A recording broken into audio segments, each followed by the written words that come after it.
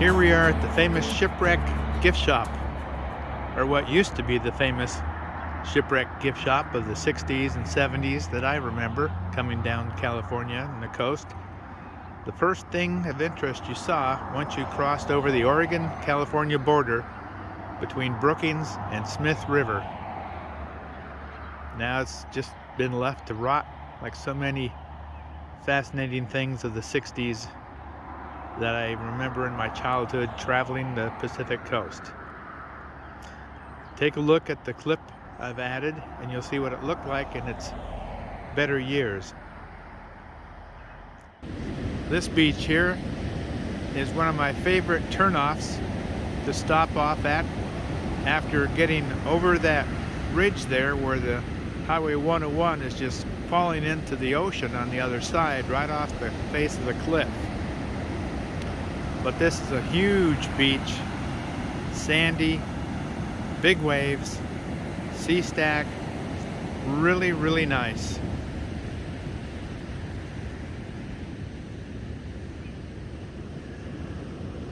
See, the girls are up there in the rig.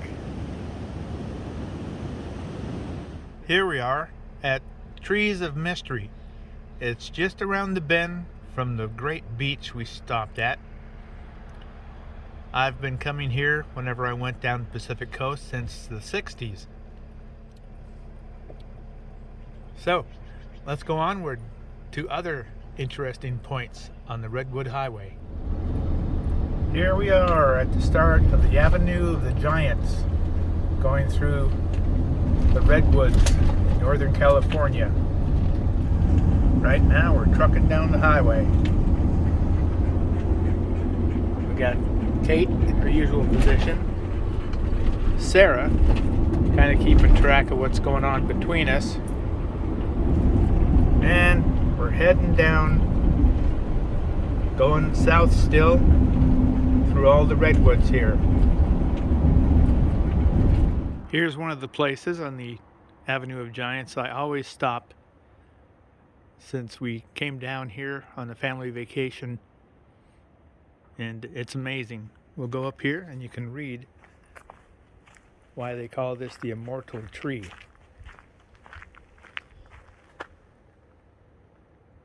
It's an ancient redwood, aged about 950 to 1,000 years old. Of course, it's much older than that because I've seen this since the mid-60s.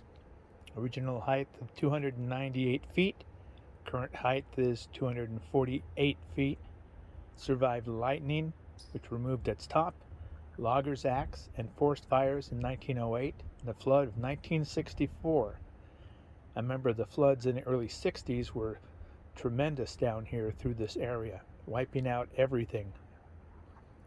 The trunk diameter is 14.5 feet, and the top diameter is 3 feet. It's enough to build several homes. And that's the level of the flood from the river below where we are up here. Just gives you an idea of what tremendous floods there were even in our lifetime and what they could have been before that. So let's go over here and look at one of these trunks. This is something else that's been here since the early 60s. I remember as a child, and probably have pictures of myself in here that my parents took, but this is an enormous trunk. And here we are at the Eternal Treehouse. I've visited this place since the early 60s. So let's go in and see what it looks like now.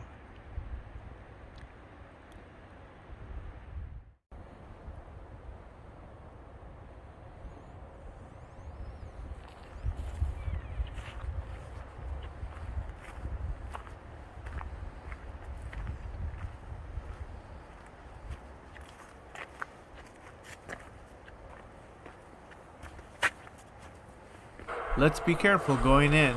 Duck your head. It's a low door. You can see there's some other trees growing right out of the top of this old stump. The glass is kind of broken. Let's get in here. This is a huge, huge base, a huge trunk we're in. This used to have a really nice little gift shop in it during the 60s and 70s and was really well taken care of. Let's just kind of turn around and look at what's left inside of here. It was nicely decorated and arranged. Quite a interesting gift shop to stop by and just look through and maybe pick up a souvenir. But it's showing its age.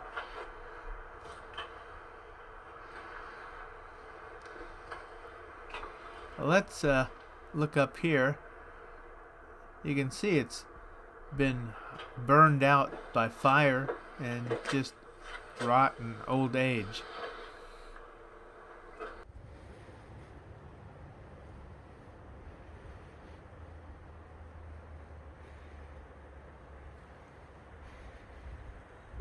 And here's a photo of the Eternal Treehouse when it was operating in the 60s and 70s as a unique gift shop.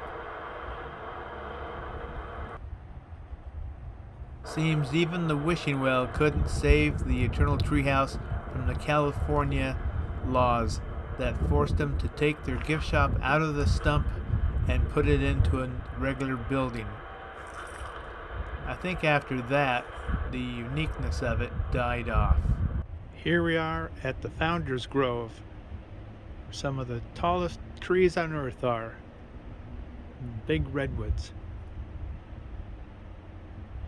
So we're going to just wander around a little bit before we head on farther down the road.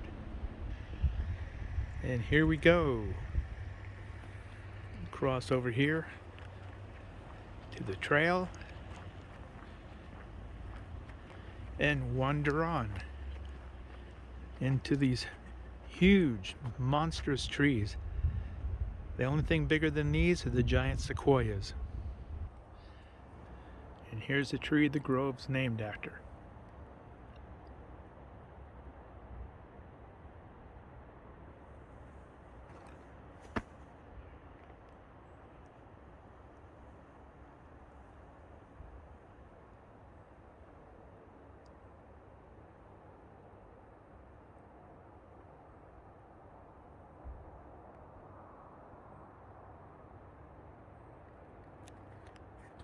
There are trails everywhere through these individual groves of redwood.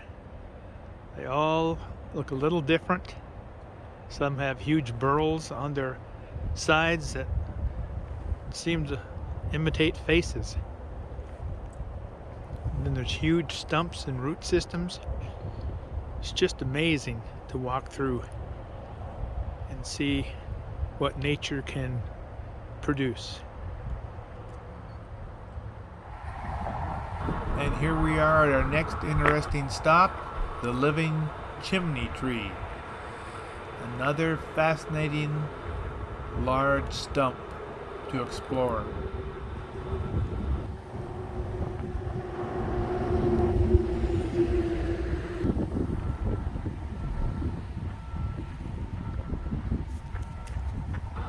Well, let's go in and check out the chimney tree. Boy, these things sure have small doors to get into. I think I can squeeze in. Now, this is interesting. And this tree must have had a thick, thick hide on it. Just turn around here.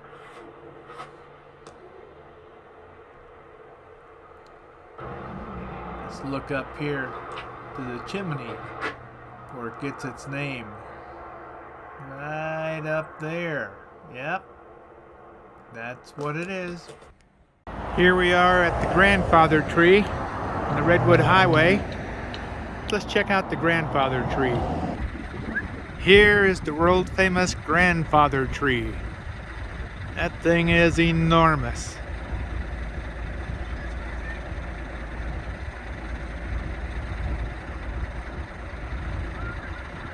Let's go check some information out on it. This tree is almost 2,000 years old. That's amazing to think it almost goes back to the time of Christ. It's enormous.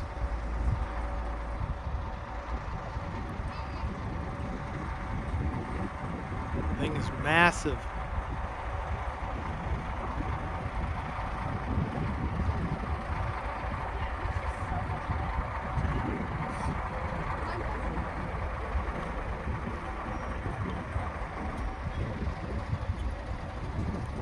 Well, let's go check a few other things out here.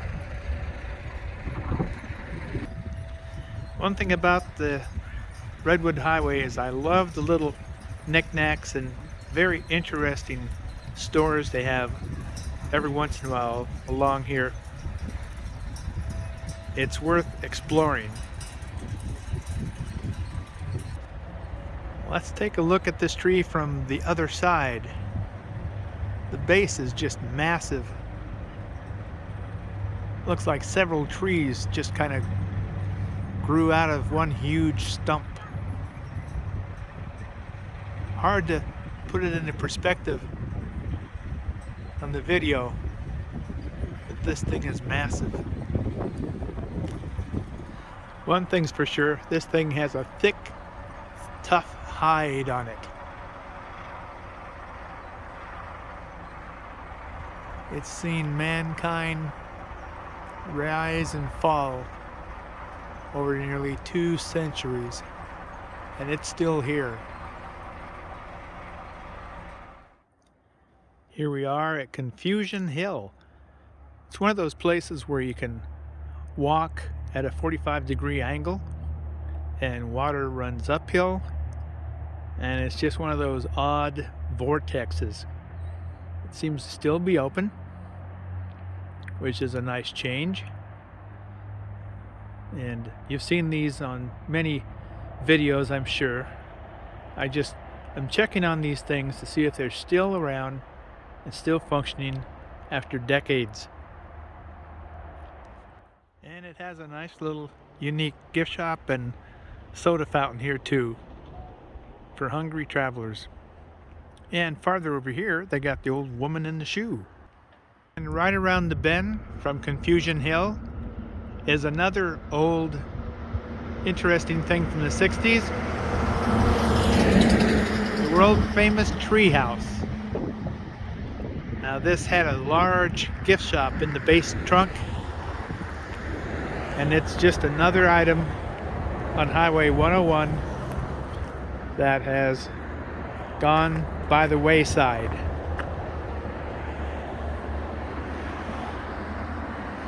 It's one of the things that was a major draw on the Redwood Highway in the 60s and 70s,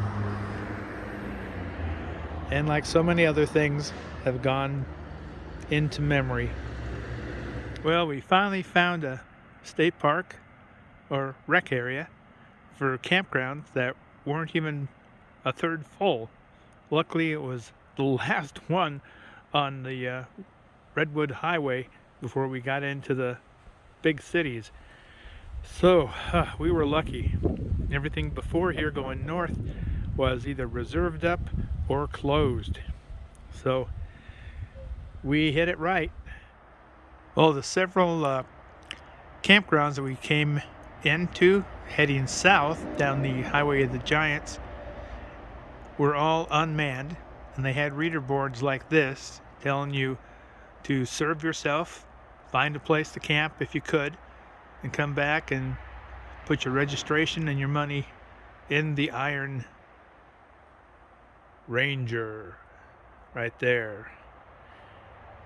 And the camp host is in the area, but they don't really manage the camp entrance here, it seems. It's all first come, first serve, and do it yourself. So let's walk around here and just see what this little area has to offer when it's totally open. I think the name of this campground is Standish Hickory, the state recreation area campground, and you can see it's pretty huge. It has campgrounds apparently on both sides of the lake or river, but I have no idea how the heck they get across it because they don't even show a bridge. And that area is closed off. The only area that's open is the Rock Creek campground, which is in the lower left-hand corner of the map. Well, another night. Here's the girls in their sleeping positions, and I sleep diagonally right between them. So we all have a piece of the bed and enough room to roam around, roll around, and sleep comfortably. Of course, sometimes when Sarah has dreams of chasing birds and critters, her legs get going like she's running after them, and if I'm in the wrong position sleeping, I'll get kicked in the back or the stomach. So I try to maneuver her before we go to sleep such that she's not going to kick me in the back or stomach if she has her usual dreams of chasing birds or chasing critters in the field. Well, it looks like they're ready to hit the sack. So am I. Tomorrow is another day, and onward we go to the next place.